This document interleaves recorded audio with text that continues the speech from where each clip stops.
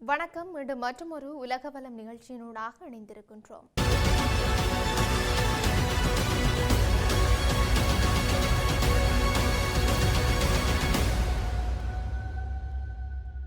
வளைகுடா பிராந்தியத்தில் அமெரிக்கா தனது போர் விமானங்களையும் அணுசக்தி நீர்மூழ்கி கப்பல்களையும் குவித்து வைத்துள்ளது. ஈரானை தாக்குவோம் என்று அமெரிக்க அதிபர் பகிரங்கமாக மிரட்டுகின்றார். ஆனால் ஈரான் என்ற அந்த ஒரு சிறிய நாடு இத்தனை மிரட்டல்களுக்கும் அஞ்சாமல் இன்னும் நேர்கொண்ட பார்வையுடன் நிற்பது எப்படி? உலக வல்லரசான அமெரிக்காவை எதிர்த்து நிற்கும் அந்த துணிச்சல் ஈரானுக்கு எங்கிருந்து வருகின்றது? ரஷ்யாவின் போர்க்கப்பல்கள் ஏன் இன்னும் ஈரானிய கடற்பரப்பை விட்டு நகர மறுக்கின்றன? இந்த பெரும் போரில் இந்தியா யாருடைய பக்கம் நிற்கப் போகின்றது? உலகின் மிக வலிமையான இராணுவம் மற்றும் மத்திய கிழக்கில் அதன் பலமான கூட்டாளியான இஸ்ரேலை எதிர்கொண்டாலும் ஈரானிய தலைவர்கள் தங்கள் நிலைப்பாட்டை ஏன் இன்னும் விட்டு கொடுக்காமல் இருக்கின்றார்கள்? அதற்கான பதில் பேச்சுவார்த்தைகளுக்காக அமெரிக்கா விதித்துள்ள நிபந்தனைகளில் உள்ளது என்றே கூறலாம். ஈரான் பார்வையில் அந்த கோரிக்கைகள் பேச்சுவார்த்தைக்கானது மட்டுமல்ல, மாறாக நிபந்தனையற்ற சரணடைதலுக்கு சமமானவை. யுரேனியம் செறிவூட்டலை நிறுத்துவது, இஸ்ரேலுக்கு அச்சுறுத்தலாக இல்லாத வகையில் பாலிஸ்டிக் ஏவுகணைகளின் வரம்பை குறைப்பது, பிராந்தியம் முழுவதும் உள்ள ஆயுத குழுக்களுக்கான ஆதரவை நிறுத்துவது ஆகியவை இதில் அடங்கும். அமெரிக்க வெளியுறவுத்துறை செயலர் மார்க்கோ ரூபியோ குறிப்பிட்டபடி, இஸ்லாமிய குடியரசு தனது சொந்த குடிமக்களை நடத்தும் விதத்தை மாற்றியமைப்பது அதில் அடங்கும். ஈரான் தலைமையை பொறுத்தவரைக்கும் அமெரிக்கா முன்வைக்கும் நிபந்தனைகள் ஈரானிடம் இரண்டாம் நிலை கொள்கைகள் அல்ல.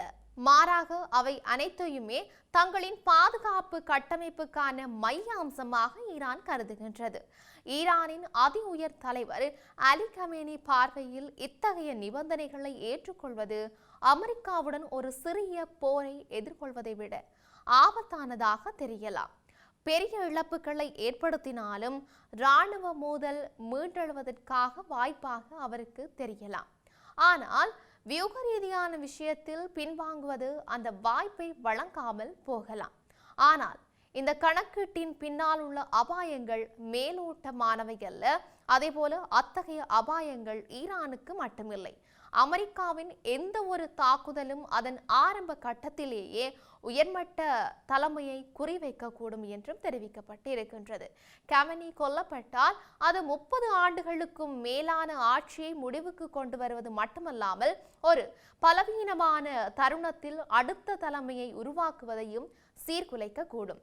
இஸ்லாமிய புரட்சிகர காவல்படை மற்றும் பிற பாதுகாப்பு அமைப்புகள் மீதான தாக்குதல்கள் இஸ்லாமிய குடியரசின் வரலாற்றில் மிக மோசமான மற்றும் வன்முறை ஒடுக்குமுறைக்கு பிறகு சமீபத்தில் கட்டுப்பாட்டை நிலைநாட்டிய கட்டமைப்பை பலவீனப்படுத்தக்கூடும். இந்த பின்னணியில் பார்த்தால் ஈரான் உறுதியுடன் எதிர்ப்பது பல நோக்கங்களை கொண்டிருக்கின்றது. அதாவது, வெளியுலகிற்கு இஸ்லாமிய குடியரசின் உறுதியை காட்டும், உள்நாட்டில் அதன் பலத்தை காட்டும், ஆனால் அதே சமயம் சமரசத்திற்கான வாய்ப்பையும் சுருக்கும். ஒருவேளை விரிவான போர் மூண்டால் இருதரப்பும் விரும்பாத விளைவுகளை உருவாக்கக்கூடும்.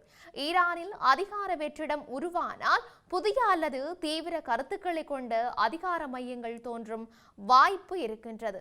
இது பிராந்திய அதிகார சமநிலையை சிக்கலாக்கி அமெரிக்கா மற்றும் அதன் கூட்டாளிகளுக்கு விருப்பமற்ற விளைவுகளையும் ஏற்படுத்தக்கூடும். அதி உயர் தலைவருக்கு தற்போது சாதகமான வாய்ப்புகள் குறைவாகவே உள்ளன. அமெரிக்காவின் நிபந்தனைகளை ஏற்றுக்கொள்வது ஈரானின் எதிர்ப்பு உத்தியை பலவீனப்படுத்தும் அபாயத்தை கொண்டிருக்கின்றது. அவற்றை நிராகரிப்பது உள்நாட்டிலேயே பலவீனமாக இருக்கும் சமயத்தில் மோதலுக்கான வாய்ப்பை அதிகரிக்கின்றது. அதி உயர் தலைவர் மிக மோசமான வாய்ப்பாக கருதக்கூடியது வியூக ரீதியான சரணடைதல். அதைவிட குறைவான மோசமான வாய்ப்பு கட்டுப்படுத்தக்கூடிய சிறிய இராணுவ மோதலில் ஈடுபடுவது ஆகிய இரண்டு விடயங்களில் ஈரான் இரண்டாவது விஷயத்தை தேர்வு செய்வது போல தெரிகின்றது. ஈரான் என்பது ஈராக் அல்லது லிபியா போன்ற நாடு கிடையாது. ஈரானிடம் இன்று உலகின் மிகச்சிறந்த ஏவுகணை தொழில்நுட்பம் இருக்கின்றது. அமெரிக்கா ஒரு குண்டு போட்டால் பதிலுக்கு ஈரான் தனது ஆயிரக்கணக்கான ஏவுகணைகளை வளைகுடாவில் உள்ள அமெரிக்க தளங்கள் மீது ஏவும். அது மட்டுமல்ல, இஸ்ரேல் என்ற நாடே வரைபடத்தில் இல்லாமல் போய்விடும் என்று ஈரான் எச்சரிக்கின்றது. இங்கேதான் அமெரிக்கா தடுமாறுகின்றது. ஈரானை தாக்கினால் உலக சந்தையில் கச்சா எண்ணெய் விலை ஒரு பீப்பாய் $200 தாண்டும். அப்படி நடந்தால் அமெரிக்காவில் பணவீக்கம் அதிகரித்து அங்குள்ள ஆட்சி கவிழும்.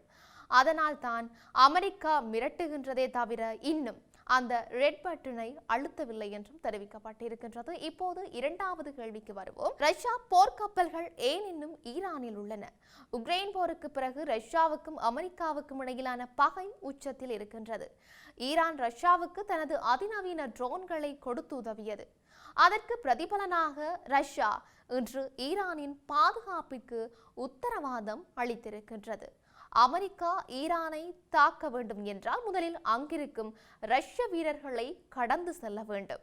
ரஷ்ய கப்பல் மீது ஒரு சிறு குண்டு விழுந்தால் கூட அது ரஷ்யாவுக்கும் அமெரிக்காவுக்குமான நேரடி போராக மாறிவிடும். இதைத்தான் மூன்றாம் உலக போர் என்கின்றோம். புதின் மிகவும் தந்திரமாக ஈரானை பயன்படுத்தி அமெரிக்காவை வளைகுடாவிற்குள் கட்டி போட்டு வைத்திருக்கின்றார். இப்போது நம் இந்தியாவின் நிலைக்கு வருவோம். இது மிக சுவாரஸ்யமான பகுதி. இந்தியாவுக்கு இஸ்ரேல் ஒரு உயிர் நண்பன். பாதுகாப்பு துறையில் இஸ்ரேல் தரும் தொழில்நுட்பங்கள் இந்தியாவுக்கு மிக முக்கியம். அதே நேரத்தில் ஈரான் நமக்கு ஒரு வாயிற்படி.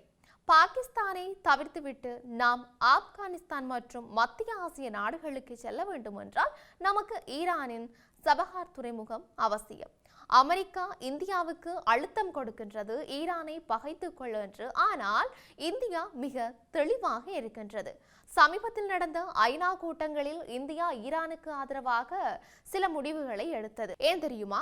நமக்கு எரிசக்தி தேவை, நமக்கு ரஷ்யாவுடன் நல்லுறவு வேண்டும். எனவே இந்தியா ஒருபோதும் ஈரானையோ அல்லது இஸ்ரேலையோ முழுமையாக கைவிடாது. இந்தியா ஒரு பாலமாக இருந்து இந்த பதற்றத்தை தணிக்கவே முயற்சிக்கும். ஈரானுக்கும் இஸ்ரேலுக்கும் இடையே போர் மூண்டால் அதில் அதிகம் பாதிக்கப்பட போவது இந்திய பொருளாதாரம்தான். இறுதியில் நாம் உணர்வது ஒன்றுதான். வளைகுடா என்பது வெறும் கடல் அல்ல, அது உலக அரசியலின் இதய துடிப்பு. அமெரிக்காவின் இராணுவ குவிப்பு என்பது ஒரு மிரட்டல் என்று ஈரான் கருதுகின்றது. ரஷ்யாவின் ஆதரவு ஈரானுக்கு முதுகெலும்பாக இருக்கின்றது. ஈரான் தனது அதிவேக படகுகளை கொண்டு அமெரிக்க கப்பல்களை சுற்றி வருவது அவர்கள் பயப்படவில்லை என்பதற்கான அடையாளம். ஒருவேளை போர் வெடித்தால் அது நிலத்தில் நடக்கும் போராக இருக்காது, அது விண்வெளியிலும் கடலிலும் இணையதளத்திலும் நடக்கும் ஒரு பெரும் அழிவாக இருக்கும்.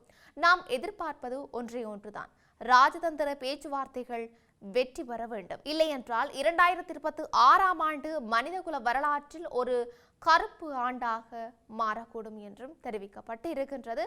இப்படி இருக்க இன்னும் என்னெல்லாம் நடக்கப் போகின்றது என்று நாங்களும் பொறுத்திருந்து பார்க்கலாம். மீண்டும் மற்றொரு நிகழ்ச்சியினூடாக சந்திக்கலாம். வணக்கம்.